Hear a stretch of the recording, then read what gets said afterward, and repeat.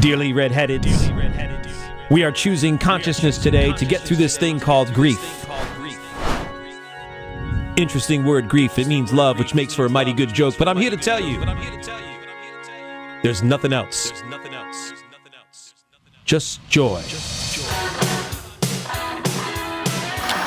And if the big picture tends to bring you down, go crazy once your life goes. Woo! Oh, with Dr. Brook Soto, I have the blindfold off. I'm gonna approach a certain person in my life about their kids because there's a certain little girl in my life that's very intuitive, and I spotted it, and it's one of those things where you know, I knew it about my son. I know it about this little girl. You know how you know. You know, right. I kept waiting for the Dalai Lama to take my son from me. I mean, it was bizarre. Right. And he was absolutely sent to wake my ass up about shit that I needed my ass woken up. Well, obviously, my son was sent to do that for me, too. Because, you know, if Robbie hadn't had his story and then obviously all the gifts I know he has now with autism and our journey with that, I would never be where I am today. And I said in my last podcast, this is the first time I've double taped. So I had a woman I was talking to in the last go around, if you will, and I don't know how it came up. Do you remember how it came up when it doesn't matter. It was just how very often autistics will need to be shown something by somebody, but once you teach them, they then can exceed the other person's ability. Do you know what I mean? Well, yeah, I mean... yes. So I mean, I don't know if you mean like it's why go ahead.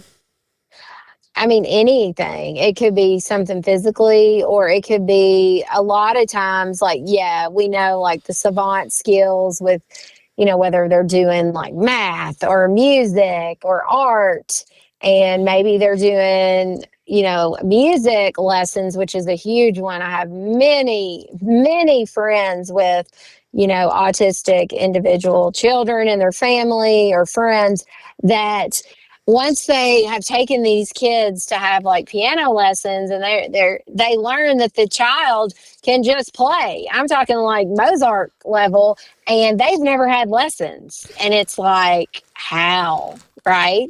But again, I think they just are, it's the higher frequencies. They can tap into the more like all knowledge. They can tap into all knowledge. They truly can.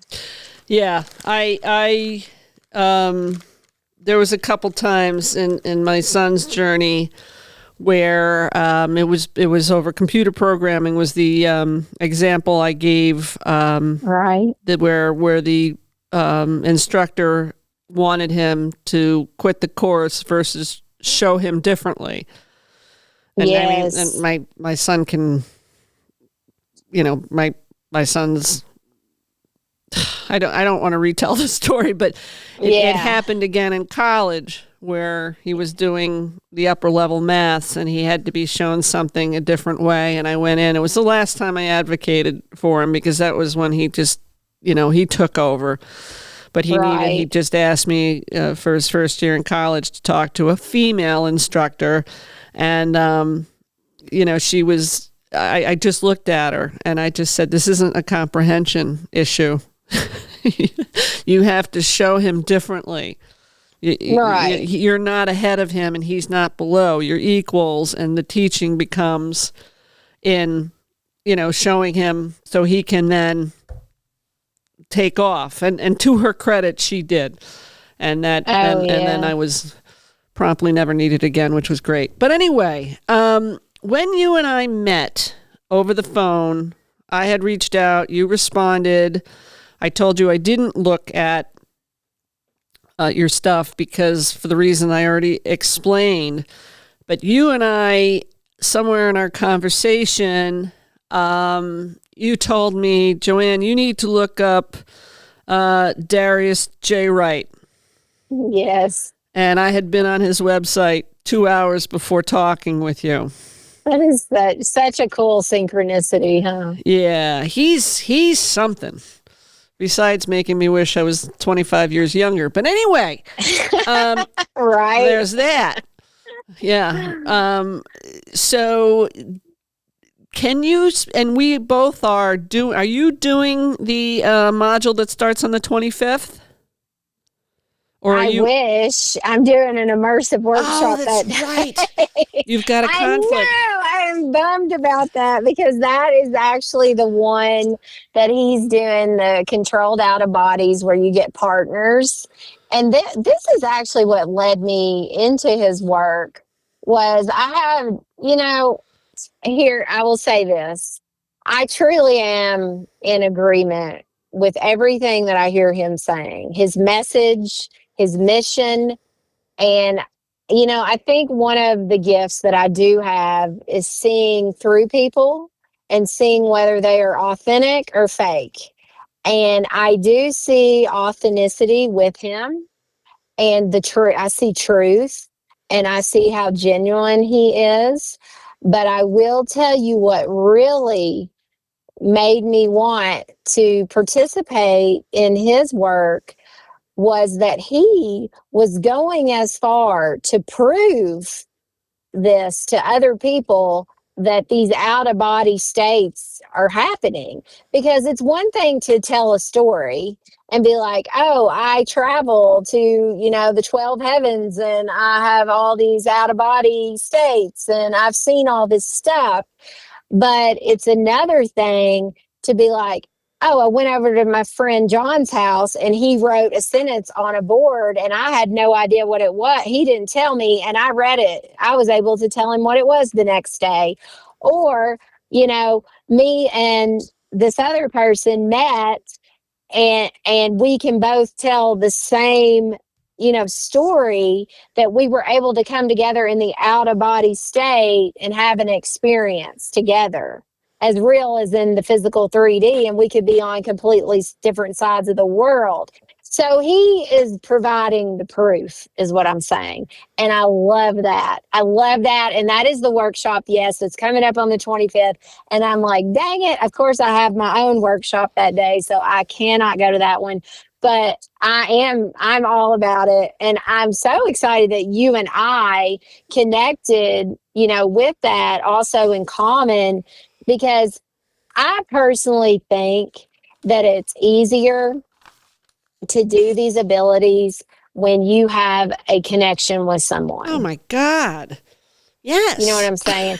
So because you and I are already become connected, I would feel more comfortable, and I would have, even more importantly, I would actually have more will to do it with you than a stranger. That's my opinion. Yeah. I couldn't agree more. I mean, that's why, and there were other synchronicities when we were talking, but I don't remember what they were right now. He was probably the biggest. Yes. Well, Mary Magdalene. Oh shit. How did that come up? I'm not sure. I think you said that Mary Magdalene was one of either was it your guides or someone that you channel? And I was like, oh my gosh. And I think that's how it came up. I'm the Magdalene comedic sapiosexual dominatrix romantic tantric. I'm her. Okay. I'm here to to make it funny. Because what happened to her was so violent. Yes. Yeah. And she got screwed. No pun intended. Yeah, exactly. And it was just so interesting because, I have been approached in two totally different, completely unrelated settings at different points in my life, completely, where someone has come up to me and and just individualized me out and said that I feel the spirit of Mary Magdalene through you, like within you. And, at first, just like you said, she was ostracized. She was treated terribly. And I think much of her story is not what she really did. And, anyways, when they first told me that the first time, I was like, oh gosh, like that's not a good, because your culture, religion has taught people, would not be a good spirit to have, I guess you would say. And I was just like, oh my gosh, what? Well, then the second time that I was told, I understood it. And that sounds like what you're exactly describing, is that, you carry these light codes, this lineage of Mary Magdalene to share more of this truth, right? And so that is when I realized the bigger picture of it. I was like, oh my gosh. So since then, there's many times, and a lot of things appear for me with numbers and symbols and all of this, but her name appears all the time, just in the most weirdest, craziest times, right? Like it shouldn't be there. It's just like, it's there. It's like these signs they're just always there. So it's very cool that when we connected and you mentioned that, I was like, oh my gosh, here we go again. Yeah. And she was a fucking redhead, just so everybody knows. That's great. Yeah.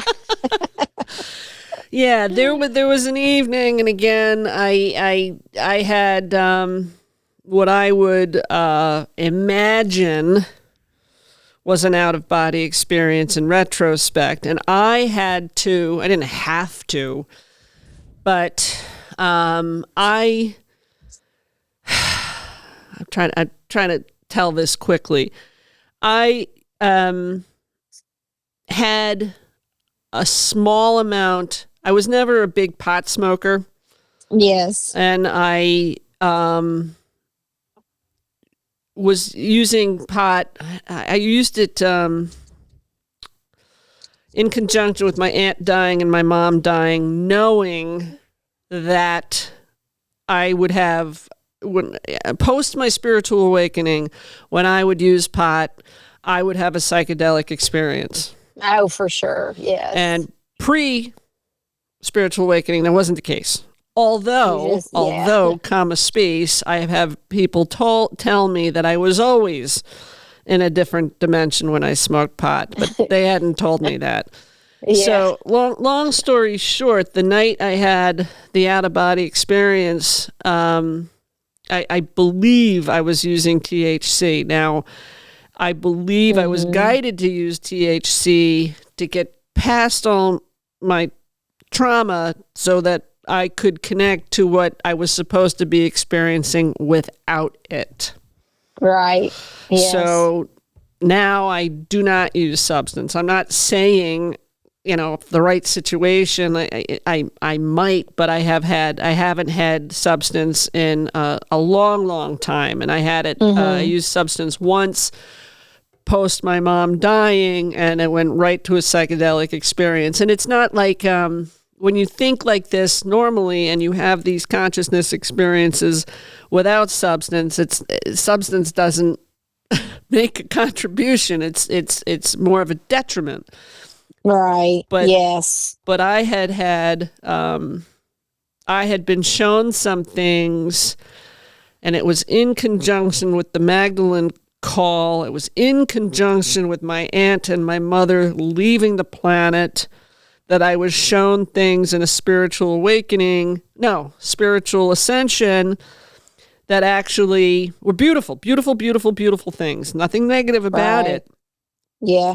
And then I was around a person who happened to be a medium, so it made my ability to channel soar. It was a really wild experience. Isn't that so cool how when you are around someone else that's doing these psi abilities, these innate gifts, that yours open? A little bit, Brooke. A little bit.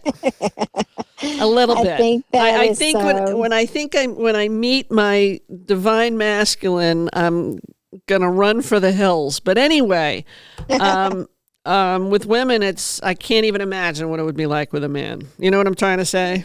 Yeah. Like, I better put on my Depends undergarments and find the nearest shower.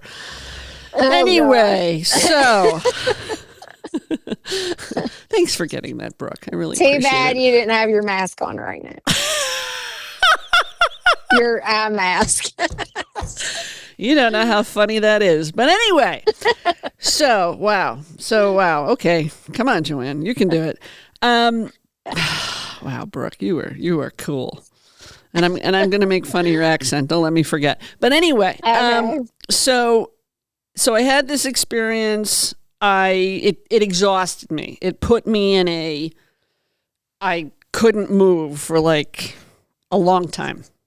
Yeah. And then once I had a real consciousness of what was going on, and I could speak to it, and I was really worried, not about and this is so on point, and I hope I can explain it well. I just was afraid that if I shared the information, like everybody's sharing information about these experiences, that I would be at risk. And I was working to think, how can I know this stuff, share this stuff, and not put myself at risk? Do you know what I mean? Right. Yes. So eventually I lost all the information.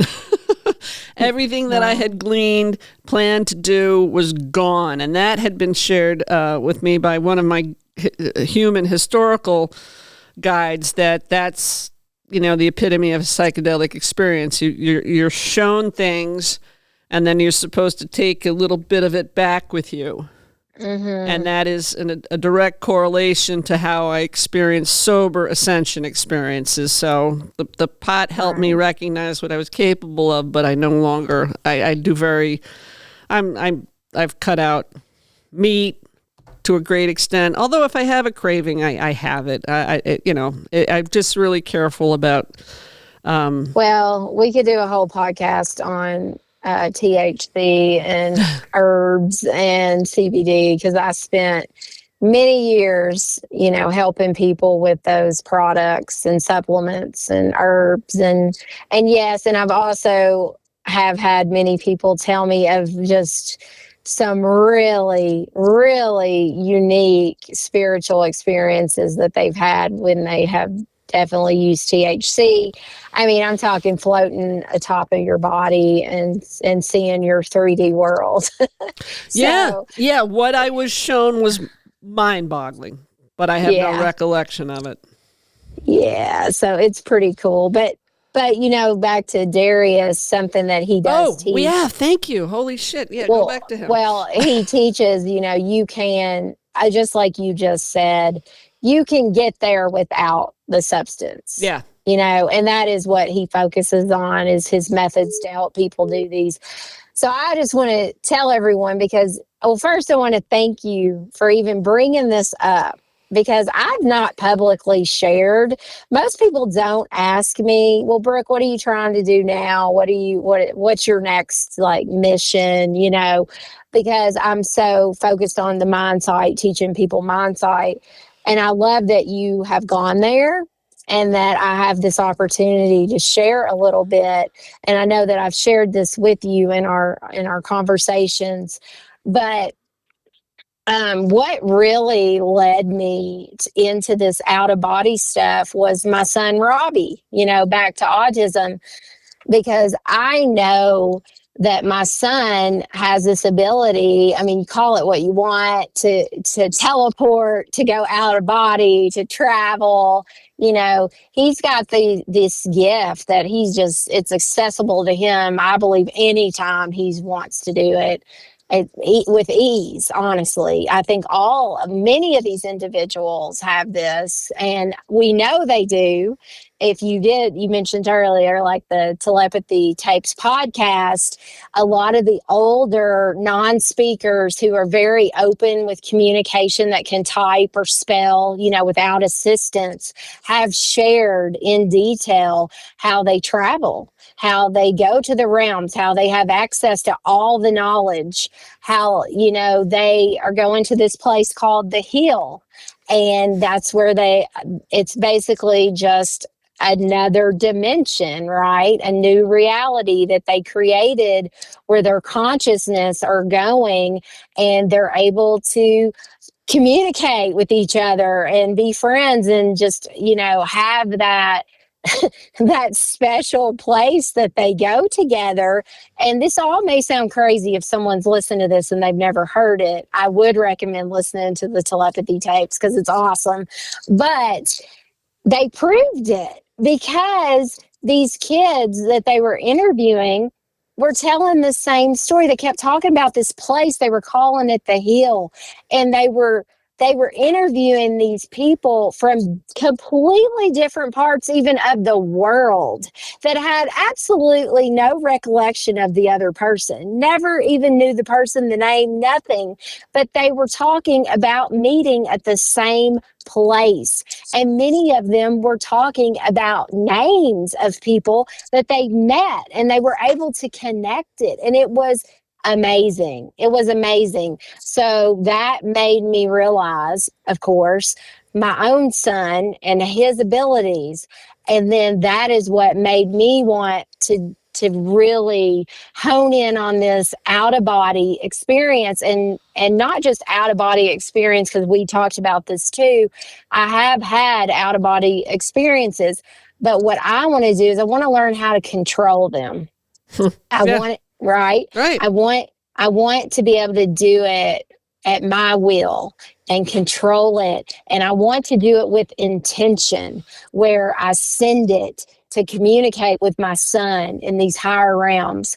Because, it would just be this, there would be no borders on our communication at all, right? If I met him in this higher space. So that's my goal. And I know it's going to happen because I'm so passionate about having that with him. That's all I've ever wanted. I think that's in the future where we're going to meet, and it's going to translate back to 3D.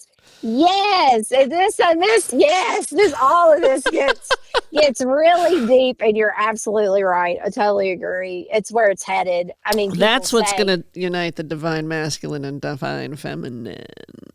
Yeah, there's so much. So that I love that. I love that we met with that synchronicity. Also, it's beautiful. Yes, and I'm hesitant to talk about my relationship with my sons for reasons the audience knows and I've shared with you, but I will tell you the bead. I have a very good understanding of both my sons, but my elder son, just his abilities are unbelievable. But I think, and I'm not trying to be right, but I think he just is so accustomed to them. He doesn't understand that not everybody has that. But I had a bead on him. I knew where he was going to go to college. I knew another journey he was going to make. I had a reoccurring dream that and had it for years until something happened to him that was related to the dream. And then the dream went away when it materialized in him, if that makes sense. Right. Yeah. So yeah, and I am also grateful for the breakdown. Well, not grateful, but with the breakdown of 3D relationships, it gives us other opportunities to be involved with one another's souls and energy. There's the word, because it's all energy. Yes, for sure. Yeah, I'm excited. I get excited when I have these conversations because I don't know how long I know beyond this podcast I have some projects lined up. I don't thrive on the podcast, but I wouldn't if I didn't talk about this stuff, it would make me. I just. I mean, I've said it, but yeah. This. Well, you're getting. I mean, it's great. You're sharing so much knowledge and truth with people. Yeah, and the truth part, I was I've been doing it. I don't know how many months. I don't know, however many months I've been doing this, and it's just the things that I thought I was going to be afraid of are nothing. It's just nothing. It's just astonishing how it's making me like just. One of my things I wrote. I wrote something a long time ago. Invincibility has its drawbacks. Parenting the profound and the profane. Yeah. And it's just still really, it's great. Hey, I was going to, I have to tell you my Tennessee story. Brooke's from Tennessee, went to Arizona. So I think I told you, my younger son went to prep school. So we were looking at prep schools in various places, including Tennessee. Mm-hmm. And I had never had Chick-fil-A. Oh, gosh. So we go. Where do you live? Well, they're up here, but it's not as good here. It's better. It's better. You gotta get that southern chicken. Yeah, and there's something. I think it's the oil. Somebody told me once what the difference is. Whatever. Oh, wow. So I really enjoyed the people and the experiences I had in Tennessee. I think I told you I went spent a couple days in Chattanooga. Chattanooga is beautiful. Yes. Yeah. Yes. There's lots of mountains and great energy there too. Yeah. It was fun. That's a story for another time. And then, but anyway, so we go into a Chick-fil-A in Tennessee, and I had never had it. I was trying to take in the board and decide what I wanted to eat. And the young man said, he asked if he could help me. And I said, I've never been to a Chick-fil-A. Just, I need to take a minute. And he said, I remember my first visit to a Chick-fil-A. What'd you do? Just laugh? No, I was just so like he really meant it. Like he was like, wow, I remember that. And I was doing the accent the whole time we were traveling. It's got a real slow drawl to it, It's kind of like Matthew McConaughey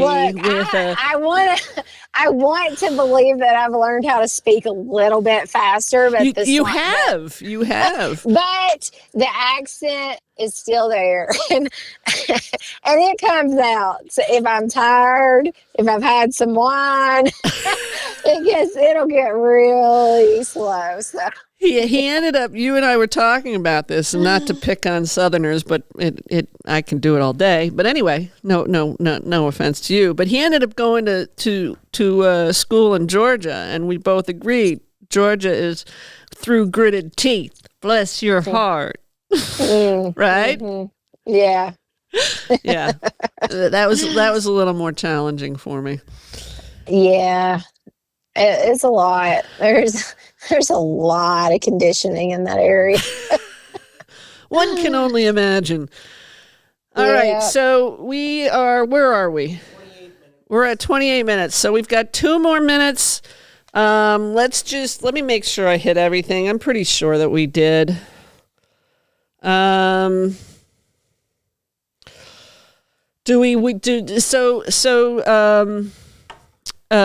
Darius is concerned, he runs an opportunity for this out of body. See, I thought the modules were separate from the event he's doing on the 25th, but I guess the events that I think they are. I mean, so he has it set up where I think he calls it like either module 1 and module 2. Like he has a front part, and then he has a second section, which is the live events and the library. So in the front, there's like a bunch of modules, and that's where he has all the recordings that teach you, how to do these controlled out of bodies.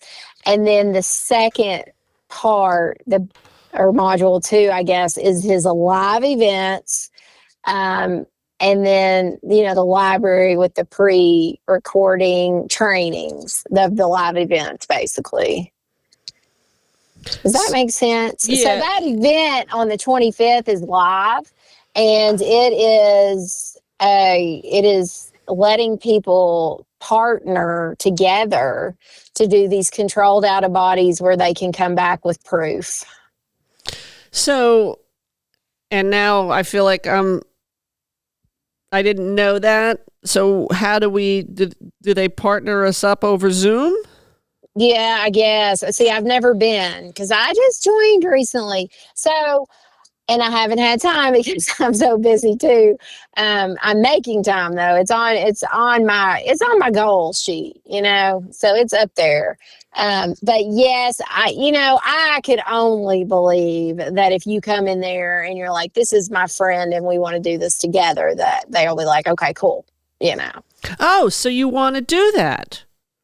I would love to do it, but I can't go on the 25th. I got it. That was going over my head. I can't go on the 25th, but I will. Absolutely. That's on my radar. As soon as I have an opening that I'm not training and he's providing it, I'm going.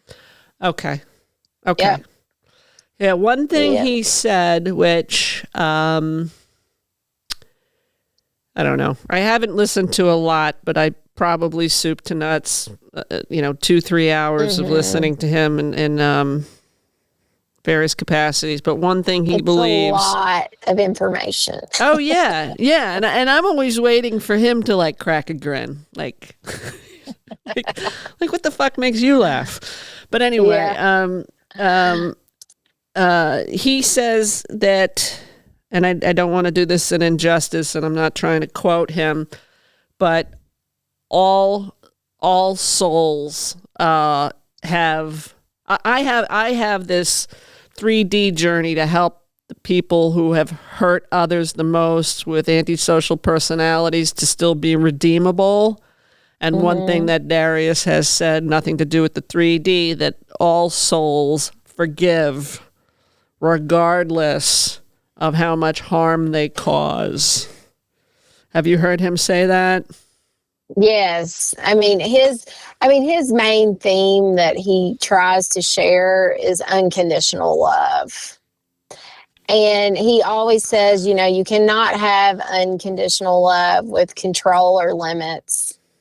And, our society has been totally programmed to see love in a different way. Because everybody wants to think they're spreading love, but it's under their conditions and it's within their limitations. And you can't try to control people or limit them and, still have that. I love you, Brooke. I love you. Thank you so much for having me on. Yeah, this was cool. This was really cool. Much more to come. Yes, for sure. For sure. Yep. Look, so forward looking to you coming to the workshop and sharing what happens for you with your mind sight. I will try to not use dirty words, but bring some clean humor to get us. Are you in the 18th workshop? The 18th. Okay, because he was the 25th, so I put you in the 18th. Yeah, and I have a 25th also. How many people have signed up? Can't you get out of it? Yeah, well, my one this week is full, so I'm only taking 10 in each session. The one you're in right as the 25th, man, bump it. That one has already got people in it too. All right, well, yeah. Is it? Yeah, how about the time? Bump the time. The time, that might be an option. I will look because I think it is actually on. No pressure. Do it. No pressure. Do it. We'll see what I can do. All right. We'll be in touch. Can't thank you enough. Thank you. Thank you. Bye. Bye. Thank you for listening and supporting Natural Born Redhead. If you follow the bouncing balls, please like and subscribe. If you know someone interested in sparing others grief and inciting joy, message me on Facebook or reach out via my website, Natural Born Redhead. J Ma.